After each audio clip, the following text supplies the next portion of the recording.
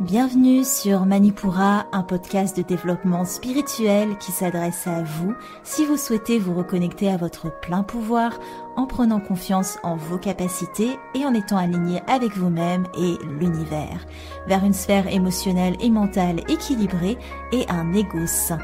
Je suis Amba, yoga thérapeute, énergéticienne, astrologue et ma mission est de vous aider à développer toutes les ressources déjà en vous. À travers des outils comme l'astral yoga, l'énergétique et l'écrit-thérapie, mon objectif est de vous rendre acteur de votre mieux-être et indépendant sur le chemin de votre spiritualité. Je vous souhaite une excellente écoute.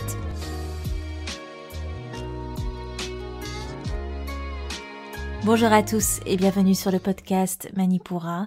Je suis ravie de vous retrouver aujourd'hui pour ce nouvel épisode d'énergie astrale où nous allons décrypter ensemble les énergies de la prochaine nouvelle lune qui prendra place à 12 degrés du Poisson le 2 mars et qui sera à son pic à 18h36 heure de Paris.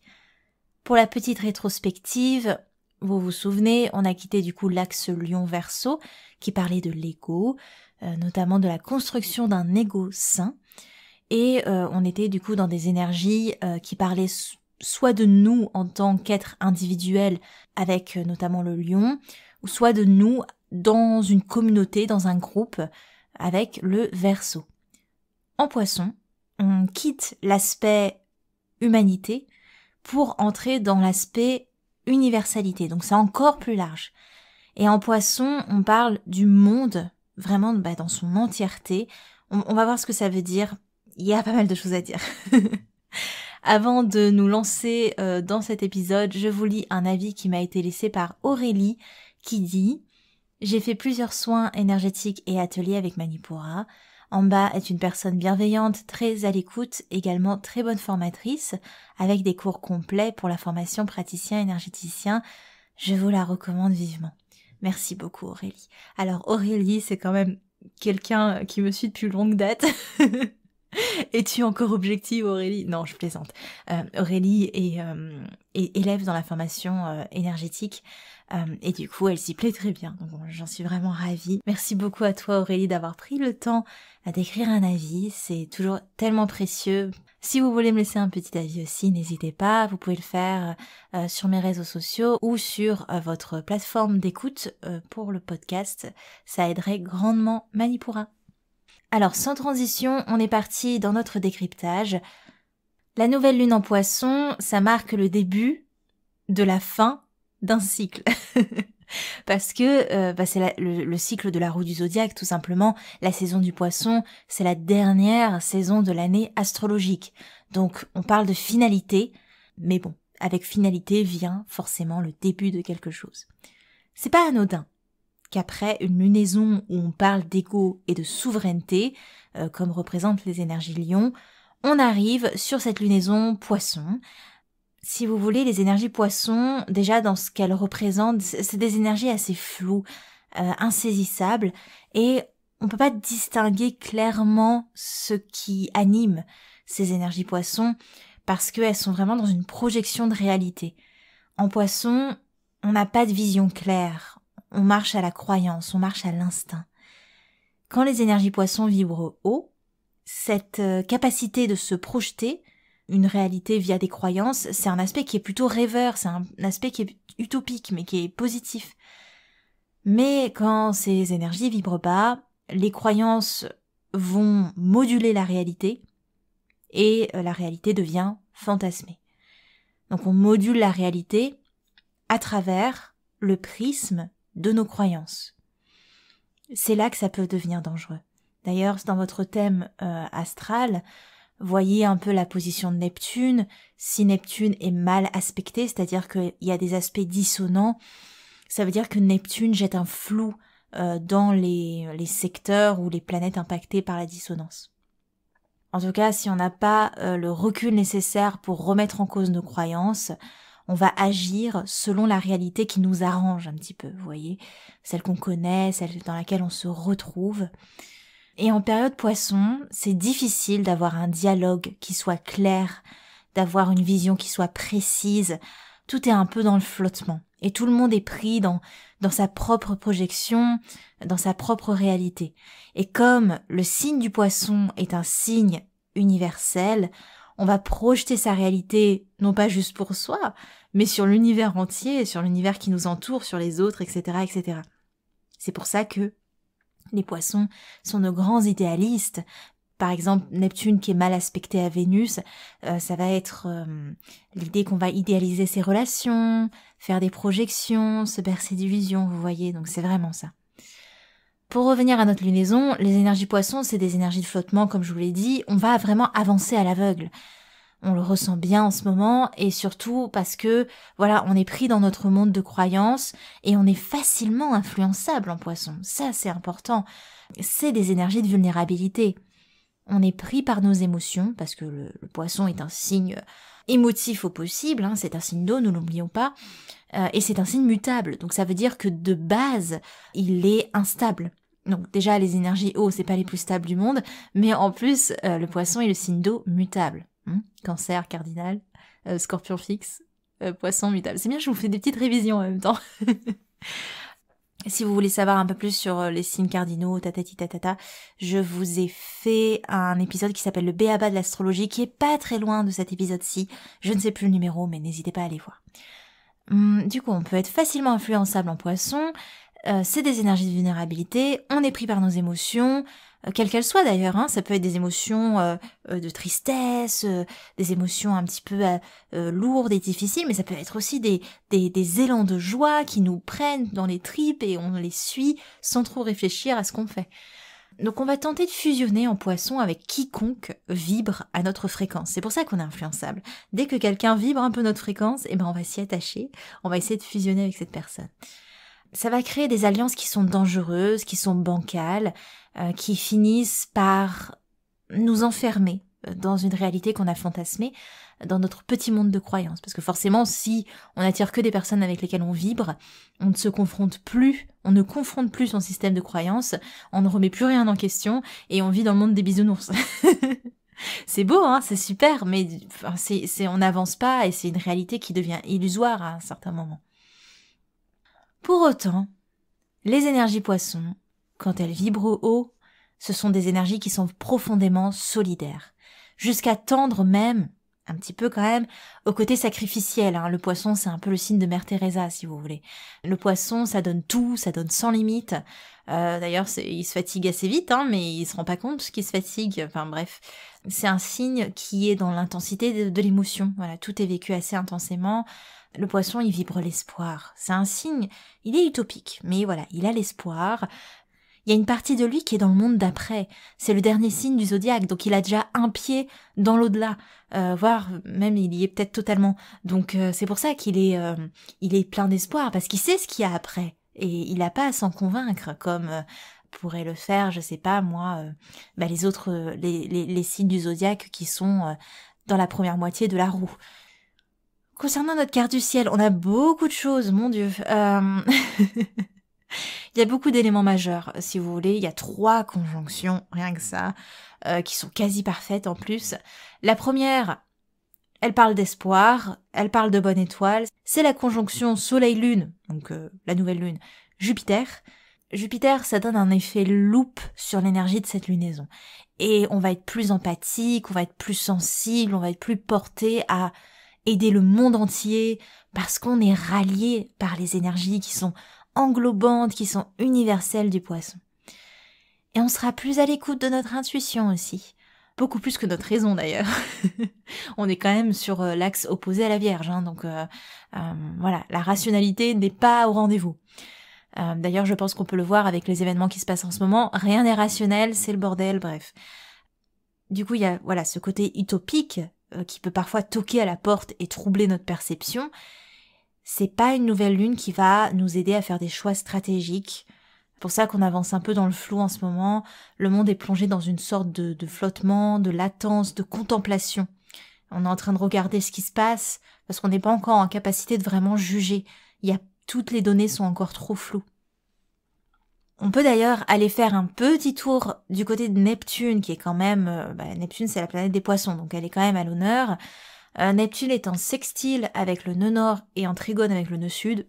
Petite information technique, mais bon, en soi, on s'en fiche. Le plus important, c'est de comprendre que cette lunaison et tout ce qui s'y passe va avoir un effet direct sur la direction qu'on s'apprête à prendre. Parce que le nœud nord et le nœud sud, c'est un axe karmique qui détermine de là où on vient et de là où on va. Donc forcément, la lunaison va impacter ça. Du coup, ça va être on s'apprête à prendre une direction qui sera teintée par les énergies neptuniennes. Donc des énergies d'utopie, de croyance, mais aussi de foi, d'espoir. Ça nous parle directement d'universalité, encore une fois. Qu'est-ce qu'on souhaite pour le monde? Et comment on peut manifester ce qu'on souhaite pour le monde? Pour revenir à notre nouvelle lune, elle est en sextile à Uranus, qui lui-même transite toujours dans le signe du Taureau. On n'arrête pas depuis le 2018, si je me souviens bien, jusqu'en 2026, donc voilà. La nouvelle lune va activer l'énergie d'Uranus, et Uranus, si vous voulez, parle de changement, d'imprévu, de bouleversement soudain, d'instabilité. Et dans le signe du Taureau, ça nous parle, voilà, tout ce qui a trait au Taureau, l'alimentation, les finances, la sécurité matérielle, l'abondance, le fait de profiter, de jouir de la vie terrestre, de jouir de tout ce que la nature a à nous offrir. Donc un aspect sextile, c'est pas un aspect dissonant, c'est pas un aspect négatif. Quand bien même, la Lune va activer cette énergie d'Uranus, donc d'Uranus Taureau, donc forcément ça va réveiller au passage tous les secteurs dont on a parlé là. Ça peut se manifester par des bouleversements de nos habitudes, notamment dans les secteurs que je viens de dire, donc alimentation, finance, sécurité matérielle et abondance. La deuxième grande conjonction qui est dans le ciel et qu'on ne peut pas rater, c'est la conjonction Vénus, Mars, Pluton et même Vesta dans le 27e degré du Capricorne. Autant vous dire que je pense que on va en parler et je pense que vous allez vraiment refléter ce que l'on vit en ce moment avec ce que je vais dire. Je vous laisse faire votre avis. Le Capricorne, c'est un signe qui parle d'ambition. C'est une énergie terre, c'est l'énergie de challenge, c'est l'énergie du sol, le fait de construire, de prendre sa place, de gravir les échelons sur le terrain. Voilà ce que c'est le Capricorne. C'est une énergie saturnienne, le Capricorne. Donc c'est une énergie qui parle d'autorité, qui parle de règles, qui parle de rapport de force. Vous voyez où je veux en venir ou... Attendez. Pluton, qui est par ici, donc planète de la mort, de la transformation, de l'intensité. Mars, planète qui parle également d'intensité, qui parle de combat. Mars, c'est quand même le dieu de la guerre, ne l'oublions pas. Doublé des énergies plutoniennes, ça devient une énergie qui va se battre jusqu'au bout, avec intensité, jusqu'aux dernières ressources, parce que les énergies plutoniennes, elles ont pas peur d'aller chercher dans les tréfonds et de se déposséder de tout ce qu'elle a pour puiser là-dedans. Et on a en plus Vénus et Vesta, donc Vénus nous parle de se battre pour ce qu'on aime quand elle est avec Mars. On se bat pour les énergies Balance et Taureau, qui sont les signes vénusiens, donc c'est des énergies d'harmonie, des énergies de sécurité matérielle, des énergies d'équilibre, des énergies de relations familiales, amoureuses, des énergies de finance, de possession. Et Vesta, c'est le principe d'union. On se bat pour ce qui nous unit, mais aussi on va faire des alliances au combat. Bref. Voilà, je sais pas si j'ai besoin d'en rajouter plus, mais je pense que vous avez compris le cocktail que cette conjonction amène et dans lequel on va baigner au moins jusqu'à mi-mars. Et puis après, on verra ce que la prochaine pleine lune nous réserve. Comment dire ça? Je suis pas une astrologue qui fait des prévisionnels sur de longue durée, parce que c'est pas mon kiff, quoi. Je préfère faire à chaque lunaison, mais je vais pas aller me prendre la tête à aller regarder ce qui se passe dans 6 mois, parce que voilà, quoi. Contentons-nous du présent, déjà. Donc, la dernière conjonction dans ce ciel, et oui, nous n'avons pas fini. C'est Mercure qui est venu rencontrer Saturne au 19e degré du Verseau. Mercure en Verseau, on a déjà pu en parler, c'est une énergie qui est dans la captation d'idées nouvelles, de pensées révolutionnaires, de pensées qui bouscule l'ordre établi, de pensée qui va vite. On n'a pas le temps de le suivre, le Mercure en Verseau. Tout s'enchaîne. Et le signe du Verseau, ça représente aussi la communauté, le groupe, au sens large du terme. Donc ça peut être le peuple aussi, la population. Mercure en Verseau, c'est la voix que l'on exprime dans l'intérêt d'une communauté. Et avec la présence de Saturne, ça va ralentir l'influence de Mercure. Saturne agit c'est une restriction en fait. La parole est moins entendue, elle est peut-être aussi soumise à l'autorité, aux restrictions de l'autorité, et l'autorité que Saturne exerce va nous empêcher de porter notre voix. Les intérêts de la communauté vont être passés sous silence ou vont être réduits au maximum. Et c'est aussi l'idée que l'autorité parle plus fort que l'intérêt du peuple ou de la communauté. Le Verseau, ça représente les technologies et les moyens de communication. Donc on peut aussi penser que Saturne, l'autorité, va restreindre ou contrôle l'information pour la brider selon les valeurs qu'elle porte ou selon les règles qu'elle prône, cette autorité. Voilà, bref, c'est compliqué. Allez, on passe par des choses un peu plus sympathiques. Je vous donne votre horoscope lunaire. Et on commence par les signes d'eau, les cancers, les scorpions et les poissons. Les cancers, comme tous les signes d'eau, vous bénéficiez de la belle influence jupitérienne, soit des énergies qui vous aident à dépasser les quelques peurs qui peuvent se manifester à vous, avec la présence de la lune noire dans votre signe. Donc il y a des petites peurs qui vont ressurgir, mais ne vous inquiétez pas, Jupiter est de votre côté. Donc au lieu de fonctionner à la crainte, marchez à l'espoir, utilisez vos émotions comme un vecteur d'ondes positives. Et les jours suivant la lunaison vous demanderont de ne pas vous laisser emporter par la fougue de vos émotions. Cependant, dès le 7 mars, vous allez vraiment apprécier un retour au calme. Les scorpions, après la dernière lunaison qui ne vous a pas fait de cadeau, vous êtes servis pour cette nouvelle lune, vous bénéficiez des énergies de Jupiter qui va venir booster et va venir motiver votre énergie, tandis que la triple conjonction Pluton-Mars-Vénus vous rendra invincible et prêt à tout. Surveillez cependant votre communication qui pourrait être moins fluide. Prenez le temps d'y mettre les formes sans toutefois restreindre votre parole. Évitez les grands déplacements si possible. Le 7 mars, vous vous sentirez bouleversé dans vos habitudes. Le 11 mars, vous vous sentirez plus aligné dans vos énergies avec le besoin de prendre soin de vous.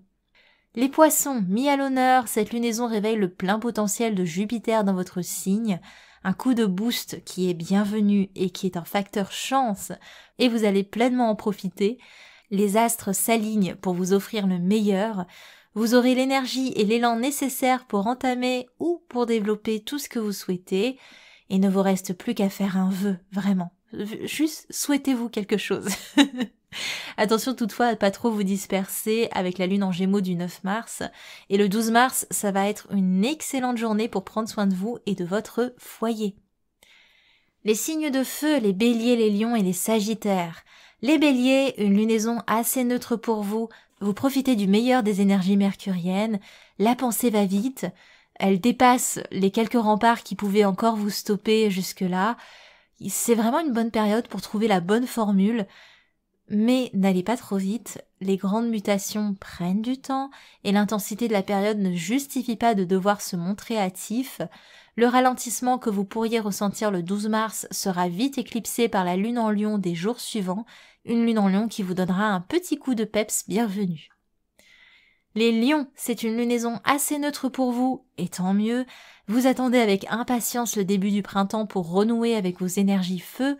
En attendant, vous appréciez l'aspect rêveur de cette lunaison en vous projetant vers vos rêves. La rencontre Lune-Uranus du 7 mars vous demandera de vous accrocher, accueillir l'instabilité, notamment relationnelle ou l'instabilité dans votre quotidien.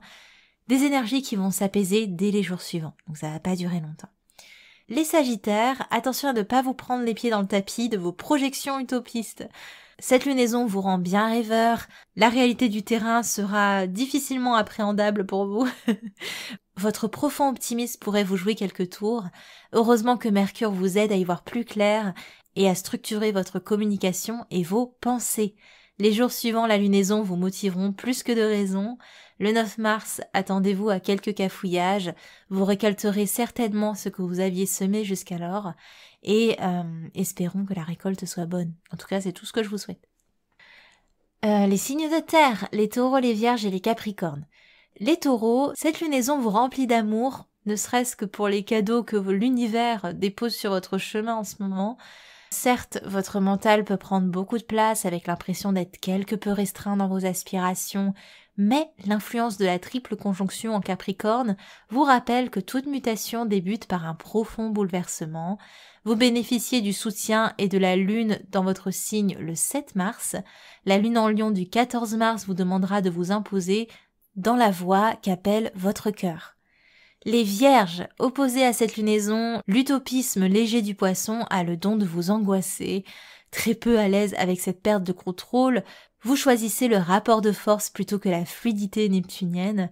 La triple conjonction en Capricorne vous donne les armes pour structurer votre offensive. Cependant, n'hésitez pas à vous faire aider et à adoucir vos plans. La lune du 7 mars agira comme une courte trêve pour vous aider à ancrer vos énergies. Toutefois, cette stature durera peu de temps. Les Capricornes, vous êtes le signe de terre qui vivait le mieux cette lunaison, mais elle n'est pas synonyme de tranquillité pour autant. Les planètes se bousculent et créent un cocktail riche en transformations. La chance est de votre côté. Là, on n'est pas à la réflexion, mais bel et bien à l'action. Ne vous créez pas trop de frustration au lendemain de la lunaison. Votre énergie sera assez stable dès le 7 mars.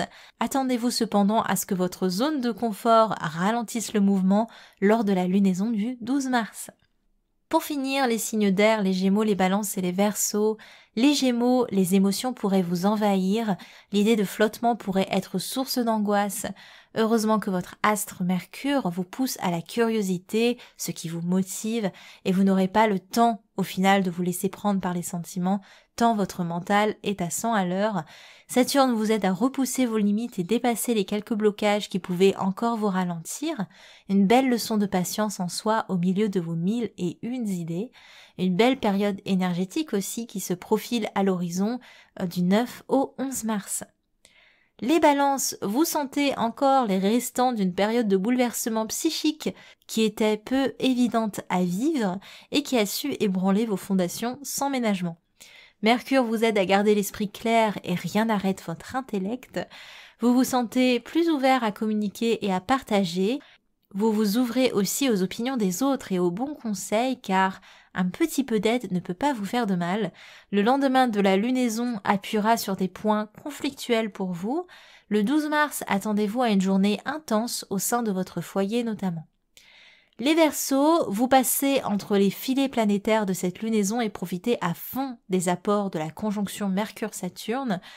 Ainsi, vous êtes le signe d'air qui vivait le mieux cette lunaison. À votre top intellectuellement parlant, votre communication est facile et vous avez le cœur à partager vos expériences et vos valeurs acquises en chemin. Vous pourriez sentir quelques turbulences autour du 7 mars et aussi les jours précédant la prochaine pleine lune. À présent, je vous propose quelques outils pour travailler les énergies de cette nouvelle lune en Poisson. Donc la nouvelle lune en Poisson, c'est un signe qui n'est plus dans la matérialité. Donc je vous propose des outils qui sont assez légers, des outils qui peuvent laisser de l'espace à la légèreté des vibrations subtiles. Donc en écrit-thérapie, ce que je vous propose, c'est d'écrire une prière pour le monde. Que vous ayez une confession religieuse ou pas, qu'importe au final, écrire une prière, ça permet d'ancrer vos vibrations d'amour et de les manifester au monde. Si vous voulez évidemment manifester pour le monde, allez-y, mais vous pouvez aussi manifester pour tout ce qui vous appelle. Faites une prière pour ce qui vous appelle, tout simplement. Mais voilà, je vous propose ce petit exercice d'écrit-thérapie. En astral yoga, pareillement, je vous propose pas une pratique qui passe par le corps. Je vous invite à chanter 2 mantras pour la paix que vous pouvez faire aussi souvent que ça vous semble nécessaire, aussi souvent que vous le souhaitez. Pour ça, je vous ai mis dans les notes de l'épisode un lien vers un live Instagram que j'ai fait il y a 2 jours où j'ai chanté 2 mantras, Loka Samasta Sukhino Bhavantu et O Namo Narayanaya, qui sont 2 mantras qui appellent à la paix, tout simplement. Donc vous pouvez vous joindre à cette vidéo et les chanter, et puis après vous les connaîtrez assez bien pour pouvoir les faire de votre côté sans forcément avoir besoin de la vidéo. Et pour finir, vous pouvez évidemment vous joindre au soin collectif qui se tiendra à 18h le mercredi 2 mars. Encore une fois, votre présence n'est pas nécessaire, le soin se fait dans tous les cas, mais voilà, je donne un soin à toute personne qui s'est inscrite en amont dans la limite des 6 personnes, des 6 places disponibles, parce que comme ça j'ai bien 10 minutes par participant. Les thématiques qu'on privilégie dans des soins poissons, ça va être les rêves, enfin des soins nouvelle lune poisson, les rêves, les prières pour le monde, la connexion à votre intuition, la connexion à votre imagination, le lâcher prise, l'écoute de vos émotions, la gestion de l'empathie, la connexion au monde subtil. Voilà, donc si un de ces thèmes vous appelle, vous pouvez vous joindre à nous. Si vous voulez manifester d'autres intentions, évidemment c'est totalement possible, mais voilà, ça c'est des thèmes que privilégie l'énergie poisson. Merci à vous qui avez écouté cet épisode jusqu'au bout. Pour récapituler, c'est une lunaison qui est très chargée énergétiquement parlant. Elle va être teintée de pas mal de croyances, de rêves, de projections, notamment sur le plan universel, mais aussi d'espoir, de flottement aussi. L'autorité et la notion de mutation profonde sont vraiment marquées.